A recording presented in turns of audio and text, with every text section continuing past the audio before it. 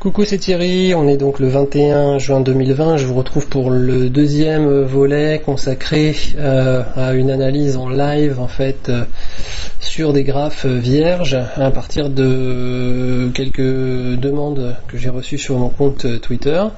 Donc on va essayer d'aller plus vite que la première où j'étais en train de pas mal détailler et on va aller regarder donc les trois suivantes: DroneVolt, Carbios, DBT. Voilà, je vais essayer d'en faire trois sur une seule vidéo. On va voir ce que ça va donner, encore une fois. C'est un exercice non maîtrisé pour l'instant de ma part, étant donné que c'est une première, c'est une tentative pour voir ce que ça donne. Alors, DroneVolt, voilà, c'est donc ALDRV, je suppose. Alors, c'est des bons de souscription. Alors, à quoi il ressemble? Ah ben, dis donc, vous aimez les baissières, là, depuis le... Enfin bon, je vais pas dire ça sur deux valeurs. DroneVolt, donc en tout cas, voilà, elle est clairement baissière en trimestriel, en mensuel... Attends, je vais mettre le mensuel d'abord, voilà. Pas besoin de rentrer, de faire de commentaires. On se retrouve à nouveau sous les 0,1, donc c'est vraiment de la penny stock. Donc bon, je suppose que ceux qui me demandent de faire des analyses techniques sur ce genre de valeur, c'est en fait, je sais même pas s'il y a beaucoup d'analyses graphiques à faire sur ce genre de valeur, parce que l'espoir qu'on peut avoir, c'est rare quand même. Ou alors vous croyez vraiment toujours que la plupart des actions comme ça vont faire des recoveries et qu'on va faire x10 sur l'une d'entre elles, et alors donc il vaut mieux une petite pépite. Mais enfin ça c'était le capital à risque des années 90 quoi. On sait pas quelle start-up va marcher, on met 1 million sur chaque et puis on sait que bon, en moyenne dans 10% des cas il y en a une qui va faire x50, donc on va être positif. Bon là globalement donc sur DroneVolt on voit que ça se casse la figure même en hebdo. Voilà, excusez-moi pour le commentaire, mais c'est vrai que j'ai pas grand chose à vous dire parce que c'est assez clair, même sur les unités hebdo c'est assez clair, ça baisse. Voilà, donc bon là ce que je vois tout de suite c'est évidemment un effondrement, puis si je vais prendre une résistance, donc vous comprenez que bon sur des dossiers qui sont baissiers comme ça dans à peu près toutes les unités de temps longues, j'ai pas super envie déjà de m'y intéresser. Parce que à moins d'avoir un début de signal haussier quoi, qui m'encourage, un bottom qui est là, une reprise de la hausse un petit peu, la probabilité c'est la poursuite de la baisse. Regardez des actions comme Spineway, allez regarder Spineway et puis voilà, on voit comment un grand nombre de ces actions se terminent. Donc voilà, oui, là j'y vais à tâtons, je cherche parmi les flèches hautes un petit peu quelque chose qui va me donner la plus grande cohérence possible par rapport. Alors on va faire un petit zoom, on va se mettre, je pense, 120 unités, on va essayer même 100 pour essayer d'effacer le plongeon de là-bas, là, et excusez-moi, j'aurais dû prendre la souris. Alors, bon. Là, je me dis, voilà, je vais pas aller prendre la dernière parce qu'on est toujours en train de baisser, vous voyez, donc je vais pas aller prendre la dernière mèche haute forcément pour essayer de tout faire coller. Je vais essayer de chercher la pente par tâtonnement, où se trouve le plus près possible la vraie résistance de ce mouvement. Bon, donc là j'ai une flèche haute là-haut. Alors déjà on va regarder si elle est valide ou si elle est pas valide. Bon là pour l'instant je prends la flèche haute là-haut, je la fais passer par la flèche haute qui est ici, je vois qu'on arrive tout près de la troisième flèche haute ici. Donc c'est pas si mal que ça. C'est pas si mal que ça, donc pourquoi pas garder celle-là, sauf que j'ai un petit problème là. Elle passe plus exactement par le top, donc on va essayer de corriger ça parce que j'aime bien être précis. Ah oui, elle est passée par le MA15, vous voyez, il m'a pas pris le top de la flèche, il m'a pris le MA15. Bon bref, c'est un détail, mais voilà, autant être propre, même si ça prend 10 secondes de plus. Tac, voilà, là on va se mettre à 80 unités, c'est largement suffisant. Voilà, bon là on a une tendance qui est baissière, et alors l'idée c'est peut-être de guetter les premiers signes d'un éventuel retournement. Est-ce que enfin le miracle va se produire sur DroneVolt? Bon, je prends tout de suite, j'essaie de regarder s'il y a une parallèle là-dessus. Bon, qui me confirmerait. De toute façon ensuite on arrive en dessous de 0, là le 0 il doit déjà être ici, donc elle sert pas à grand chose. Mais bon, voilà, on voit qu'il y a quand même, à part l'exagération, vous voyez l'exagération baissière là de fin de mouvement, parce qu'on s'était pris, on arrive, on a une espèce d'avalanche là d'énormes bougies baissières, donc là que le rétablissement ici, la tentative de rétablissement soit en dehors de cette tendance baissière qui s'établit ici, c'est pas grave. L'important c'est de voir à partir du moment d'où est-ce qu'elle peut s'établir cette tendance baissière. Donc elle s'établit à peu près là, vous voyez, on fait un plus haut, et puis là on a une petite série de plus bas, on revient tester, ça commence à prendre forme, là aussi on revient tester précisément. Donc là voilà, on a à peu près tracé notre canal en hebdomadaire. Vous voyez, on a à partir d'ici, on a une petite réaction haussière, une tentative de récupérer qui est très faible, qui échoue tout de suite avec une mèche hausse, et puis paf, voilà. Suite à quand même, c'est vraiment dead cat bounce, le rebond du chat mort, là, après un effondrement depuis quand même 0,60. Donc là, on a perdu déjà 80. On a perdu quoi ? On a perdu 75% de la valeur du titre, ou 70% de la valeur. On a un petit rebond, et puis on continue la glissade malgré tout. Le rebond est ridicule, on continue la glissade. On a quelques niveaux de support ici, voilà, donc DroneVolt, vous me demandez ce que j'en pense, c'est baissier, c'est dans ce canal hebdo. Alors, sur les unités ultra courtes, on va commencer à regarder en UT jour. En UT jour, bon voilà, donc, alors, là, tout de suite, j'ai l'impression qu'on peut essayer de jouer peut-être une tasse avec anse, quelque chose comme ça. Alors, on va faire un petit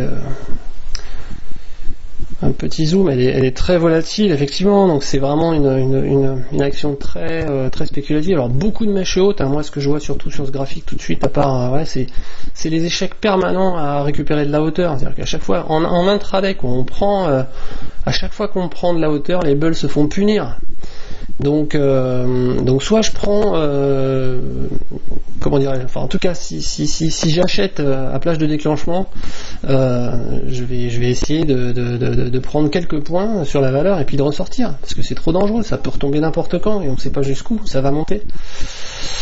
Quant à une base, un support, bon alors oui, on a ici un plus bas, on a un plus bas un peu plus haut, vous voyez qu'on a la MACD qui suit ici. Bon, on est là pour faire des graphiques et des supports et des résistances, pas pour aller regarder tous les indicateurs. Donc, tiens, il y a un truc qui m'embête. Options, plateforme. Il y a un truc qui m'embête là, c'est que normalement, je vais laisser ouvrir, on devrait voir les résistances de l'unité supérieure. Donc j'ai dû décocher une case à la dernière vidéo. Voilà, ici, vous voyez, afficher les objets sur les autres unités de temps. Et voilà, on voit réapparaître le canal baissier dont je parlais tout à l'heure. Donc, qu'est-ce que vous voulez que je vous en dise de cette action? Elle n'est pas facile, c'est très haché, avec beaucoup de volatilité et d'à-coups. Donc voilà, ici, ouais, en regardant, voilà, vous voyez qu'on a quand même une espèce de haut en tour là, avec un gros marubozu, et puis plusieurs jours consécutifs quand même on se heurte après une première tentative, hop, avortée comme ça, mais on reste pas loin, on travaille ici. Donc là on a l'impression de voir une première résistance horizontale. Je cherche toujours des résistances horizontales en général, si je peux les voir immédiatement. On voit que ça colle bien, parce qu'à chaque fois qu'il y a une flèche, là on arrive en haut de cette flèche là, on arrive en haut de cette flèche là. Bon, précédemment, vous voyez que ça correspond à un point bas, ici il y a d'autres points hauts. Donc voilà, j'ai envie de mettre une résistance horizontale en hebdo, en jour, pardon, à peu près voilà, par ici, quoi, vous voyez, tout près, voilà. Dans cette zone-là, on la voit bien apparaître. Et puis alors ici, est-ce qu'il y a quelque chose? Il y en a éventuellement une autre ici, vous voyez, parce que là vous avez un support qui était résistance ici. Et bon, ça fait des plus hauts de corps, de bougies là, mais bon, elle est vraiment mineure celle-là, elle est vraiment mineure. Donc bon, le seul obstacle horizontal que je vois sur DroneVolt, c'est ici, et bon, c'est tout près de cette résistance là, donc qui est un de R2 mensuel. Vous voyez là, en rouge et en vert, j'ai mis les pivots mensuels sur l'unité jour. Et donc ça c'est le R2 mensuel, donc on a deux faisceaux de résistance ici, donc sur le court terme, si jamais on arrive à dépasser le R1 mensuel qui correspond à la Bollinger supérieure aussi, vous voyez, et puis le RAID 90 ici, qui représente un faisceau convergent de résistance, si on s'échappe par le haut, on va aller chercher dans un premier temps la résistance baissière ici, et puis ensuite donc les 0,10, 95 et puis le R2. Voilà. Donc là-dessus, pour les autres indicateurs, si on commence à monter vers le haut, il faut avoir une confirmation quand même du cycle court pour avoir une synchronisation au minimum dans une action baissière comme ça, une synchronisation des cycles. À la hausse, ce que je vois aussi, c'est qu'on a une convergence au niveau des niveaux entre la Mogalef et la Bol Inf ici, qui passe pas loin du middle S1 mensuel aussi. Je vous invite à aller regarder les pivots si vous ne connaissez pas ces abréviations. Donc ça aussi c'est une même zone, on voit que ça a servi de support, cette zone auparavant, ici, là vous voyez, et puis ici. Donc là, je vais pas rajouter le graphique parce que la Mogalef le donne déjà, mais les 0,07, 0,4, 0,6, on est sur une zone de support. On est sur une zone de support qui a servi plusieurs fois, voilà, dans les dernières bougies, à renvoyer les cours un petit peu au-dessus. Donc là, on a une zone d'appui, et puis au-dessus, voilà, vous avez une idée des objectifs. Bon, voilà. Je vais passer à la suivante, Carbios. Alors, Carbios, allez, CRB, ok, bon, surprise. Alors, je vous avoue que moi je dois suivre à peu près 150 small caps et j'ai vraiment pris certaines dont j'ai absolument pas entendu parler, enfin en tout cas j'ai jamais suivi, donc je découvre le graphe. Bon au moins Carbios, là il y a une bonne nouvelle. Je sais pas si c'est une valeur Covid, mais en tout cas elle a bien profité du deuxième trimestre 2020. Donc elle a fait à peu près x3, donc je ne sais pas. Je sais même pas ce qu'elle fait cette boîte, mais je me dis que c'est peut-être, en tout cas elle a profité peut-être de l'engouement des valeurs Covid. Alors là, qu'est-ce que je peux voir sur cette valeur? Je vais aller tout de suite voir le mensuel et je vais repasser un peu plus de bougies. On peut pas, oui d'accord, elle est pas très très vieille. Donc là, ce que je vois, c'est un range dans les 2-3 dernières années, bien évidemment, appuyé ici par vous voyez la mèche basse ici, et la mèche basse ici, si je garde la ligne rouge, c'est aussi une résistance également ici en haut de la bougie rouge, donc ça correspond à la mèche haute qui est ici. Donc voilà, moi ça me paraît légitime de mettre pour l'instant un axe. Allez, moi j'aime bien se rappeler qu'un support ça devient une résistance lorsqu'on le traverse. Il y a des inversions de polarité. Donc si sur votre droite à un moment ça marque bien la séparation entre le moment où c'était un support et le moment où c'est devenu une résistance, c'est très bien. Donc là c'est le cas, et on s'est venu s'appuyer, on hésite un peu, puis dès qu'on le traverse on revient tester, et puis quand on voit que ça passe pas et qu'on ouvre au-dessous, bon là c'est la faiblesse et c'est la chute, on revient tester, là il y a une échappée mais non ça veut pas, et tant que ça veut pas, en clôture, on reste en dessous et puis on travaille, on pile. Alors évidemment je parle de range parce qu'évidemment en dessous vous le voyez aussi, je sais pas si je vous saoule ou je donne trop de détails, j'essaye juste d'être en temps réel sur la façon dont moi je découvre un graphe, et évidemment ça prend beaucoup plus de temps puisque j'essaye de vous expliquer ce qui me passe dans la tête quand je fais le graphe. Donc voilà, encore une fois c'est une tentative, c'est un essai, peut-être que la plupart d'entre vous trouvent ça beaucoup trop lent.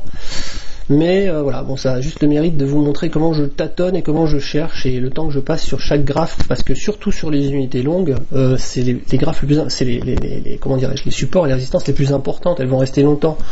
Je vais pas avoir besoin de revenir sur le même graphe et de resetter, de refaire un update. Donc j'attache beaucoup d'attention aux unités trimestrielles, mois et hebdo, parce qu'elles sont très fortes en termes de résistance et de support, et puis je les déplace pas tous les 36 du mois, donc ça veut le temps passer dessus, c'est votre capital en tant que trader, c'est le temps que vous allez passer à bouffer des graphes et à vous à vous faire une base de données de au moins une centaine de valeurs que vous allez suivre ensuite régulièrement. Surtout pour ceux qui n'ont pas le temps de faire du day trading, là, les unités longues deviennent de plus en plus importantes. Alors deuxième chose que je regarde ici, c'est dès que j'ai une espèce de range qui est validée depuis 2 ou 3 fois, avec une tentative baissière ici immédiatement avortée. Vous voyez, on est revenu, on est parti, on revient, merci. Là pareil. Alors ça me fait penser aussi, et pourtant vous voyez on n'est pas dans un squeeze, le range est quand même assez large là, hein, d'accord. Et ça n'empêche pas les portes de saloon, les ranges, hein, donc ça se trade, mais il faut absolument regarder les unités de temps inférieures au range pour voir pour avoir une confirmation, hein, qu'on va se retourner sur les bornes du range. Sinon, pouf, on se fait avoir et c'est la sanction tout de suite. Ça sera intéressant d'aller regarder ça, les unités inférieures. Quand on va aller voir les unités hebdo, on va aller voir ce qui s'est passé ici et là pour regarder les signaux qu'on avait justement peut-être de poursuite qui évite de jouer le ping-pong à ces endroits-là, ou pourquoi ne pas le prendre. Donc la deuxième chose que je regarde, c'est le report de range, hein. Donc je vois que là on est à peu près à 6,06, on va dire 6 quoi, bon. On est à 10 ici, donc grosso modo il y a 4 d'écart ou un tout petit peu moins, donc là-haut je devrais me retrouver à 13,95. Alors je vais aller faire un probe, un essai là-haut là, vers 14, voilà, et voilà, on est là. Bon, ça correspond plus ou moins effectivement à la zone haute, hein, de l'action lors de son ouverture. Et donc on verra, là en mensuel on voit rien, peut-être qu'en hebdo on verra qu'on a buté ici, pareil c'est intéressant de regarder, on va découvrir l'unité inférieure, en tout cas on a dépassé là aussi, donc on est en pleine fusée haussière, on est en pleine accélération. Aujourd'hui sur les pivots je vois qu'on est sur le R1 mensuel déjà. Donc tant que ça monte, il faut aller regarder. Alors le R1 mensuel, à chaque fois les pivots mensuels sont des résistances. Je vais pas vous dire non plus ce que je fais en termes de. Enfin bon, allez, celle-là ou un autre. En général, quand ça monte, faut pouvoir prendre de temps en temps des profits. Mais voilà, je donne pas de solution parce qu'il y a des gens qui sur le point d'entrée font des pyramides à l'envers, c'est-à-dire que dès le départ ils vont prendre un ticket, et puis si l'action monte un petit peu ils vont en prendre un deuxième, et puis un troisième, et puis seulement ensuite ils reprendront leur profit, parce que en termes d'espérance de gain, dans certaines stratégies ça permet de gagner encore plus. Voilà, donc tout est voilà, il n'y a pas de vérité. Alors je vais découvrir avec vous l'unité plutôt journalière. Hebdomadaire avant le journalier. Donc là j'avais dit qu'on allait regarder un petit peu ce qui se passait sur l'unité inférieure. Donc là, vous voyez cette zone là, on est en squeeze ici. Voilà, c'est exactement ce que je voulais voir. Donc le squeeze, il vous indique que les bandes de Bollinger sans période ont peu de chances de tenir, ont moins de chances, elles sont moins résistantes. Et donc vu qu'elles sont moins résistantes, eh bien il y a moins de chances qu'on rebondisse. C'est ce qui s'est passé. Vous voyez là, j'avais une bonne alerte de squeeze. Et on a continué, on a traversé la bolle 100 comme si elle n'existait pas, et on est allé chercher ce point là. Et à ce point là, vous avez une petite flèche baissière ici, vous aviez le cycle court qui se trouvait en zone de survente, et là vous avez un signal haussier de retournement, parce que le cycle court ici se retourne à la hausse. Donc il se retourne à la hausse, et là on peut se dire il y a des chances que ça se retourne. Ça commence à se retourner, la baisse s'arrête, là 2-3 bougies après on a un croisement haussier confirmé de la MACD qui s'est également retourné à la hausse. Et donc là ça fait 2 confirmations de retournement, et on se dit au minimum qu'il faut vraiment protéger sa position si on est short. Bon là c'est une petite société, donc on peut pas être short, on peut être que long, mais en tout cas c'est plutôt bon pour la hausse. Et puis vous voyez qu'ensuite on a une synchronisation des cycles. Et là, c'est la confirmation avec les bougies haussières qui vont jusqu'ici. Donc là, effectivement, vous aviez sur le squeeze ici, sur la position ensuite du cycle court, un indicateur que, attention, le range ne va pas forcément venir. Et là, le potentiel de baisse est épuisé. Le cycle court se retourne à la hausse. Donc attention, ça risque de plus baisser beaucoup, voire de se retourner à la hausse. Donc là, on était bien sur celui-là. Ici, pouf, ça monte. Alors là, on part dans les nuages. Bon, pour moi, c'est une première explosion de joie qui est tout de suite compenser, corriger, et puis là on repart à l'attaque. Vous voyez, je vous avais dit le report de range là qui correspondait à rien en mensuel que j'ai mis au doigt mouillé. Ben, regardez en fait là, si je me rapproche, on a vraiment, ça correspond à la clôture de cette unité-là, et puis au plus bas des deux autres bougies hebdomadaires. Donc on avait bien ce report de range qui a joué pendant 3 semaines ici tout de même, vous voyez, hein, en résistance, et puis ensuite en test de support. Donc c'est toujours intéressant de voir les autres reports de range, parce que maintenant si on continue à la hausse, eh ben ça sera facile, hein. On va retourner sur le mensuel de tout à l'heure. Donc ici, et puis rien ne vous empêche, si ça continue de monter, de ne pas oublier de tracer votre 3e report de range, hein. Vous ajoutez encore 4 ou machin là, donc vers 18,90 ou 17,90 précisément. Moi je me rappellerai qu'on a une résistance horizontale, même si on n'a eu aucun point d'impact, même si les cours ne sont pas encore arrivés là-bas. Et d'ailleurs, en fait ils y sont arrivés, regardez. Ils y sont arrivés, ils ont fait la mèche haute. Voilà. Je découvre le graphe avec vous, hein. C'est juste pour vous montrer à quel point le fait de prendre une théorie au départ, de lancer des hypothèses, et ensuite permet de valider lorsqu'on fait des extensions. Donc là j'ai fait des reports de range, des reports d'amplitude classiques, et puis ça valide le fait que mon range là il tient, et qu'en plus on continue, l'action continue de vivre au rythme de ces reports de range, de ces reports d'amplitude. Donc oui, il y a une résistance réelle à 17,90, et puis ensuite sans doute il y en aura une autre vers 22 ou 21,75, là-haut 21,80. Voilà, il faudra faire attention. Bon, on n'en est pas encore là. Donc j'en étais où? J'en étais au l'UT hebdo, on a vu. Donc là on est haussier, on a une MA15 haussière, une moyenne mobile 20 période haussière. Maintenant c'est vrai que moi rentrer dans les fusées haussières comme ça lorsqu'on commence à vraiment s'éloigner de la MM20, c'est pas forcément ma tasse de thé. Alors sur le très court terme, souvent quand vraiment il y a beaucoup d'énergie comme ça, mais parce que je fais de l'intraday, et vraiment uniquement parce que je fais de l'intraday, des fois je place des ordres à place de déclenchement, mais je les surveille comme le lait sur le feu. J'ai l'œil sur le carnet d'ordre en permanence pour voir s'il y a un trou d'air. Bon, j'essaye de prendre un minimum de risque de perte, parce que quand on monte dans le vide comme ça, ça peut redescendre très très vite, hein. Donc attention, hein, c'est pas du trading pour les cardiaques.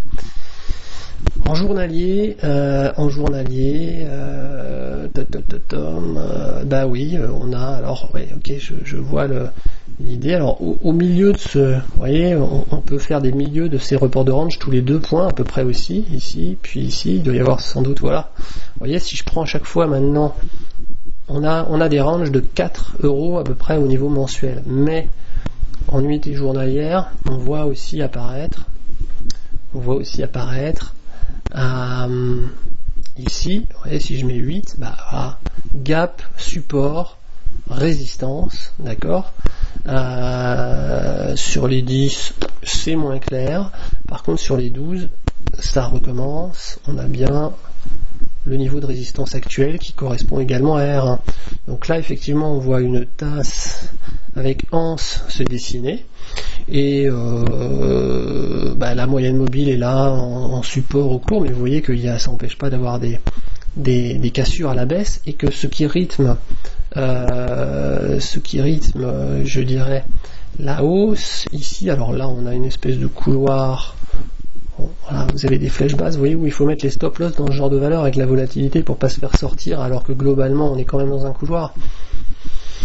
Il faut pas les mettre juste en dessous, hein. Et il faut accepter une certaine marge d'erreur, sinon on se fait couper. Donc là, voilà, je trace un canal haussier qui me semble à peu près correct. Je sais pas trop ce qu'il vaut, vous voyez, j'aime pas trop la tête. Voyons voir. On va se prendre une parallèle.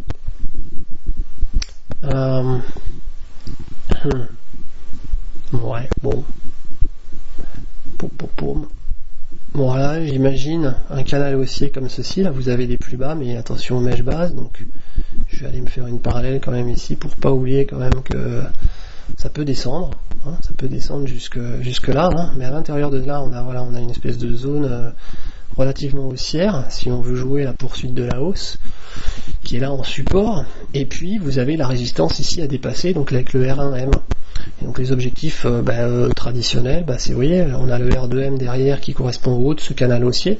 Après, on a la résistance mensuelle, là, donc on a déroulé nos différentes résistances. J'aime pas parler d'objectifs parce que ça sous-entendrait déjà que je suis haussier. Si en tout cas on anticipe une poursuite de la hausse, voilà, les résistances sont ici. Et puis les zones de support, la MM20 et puis après ce canal là. Voilà ce que je peux dire aujourd'hui de Carbios sur un point de vue graphique. Je vais faire une autre vidéo pour pas faire trop long, donc je laisse uniquement ces deux là sur celle-ci, et puis je ferai donc DBT et puis Orange sur une prochaine. Voilà.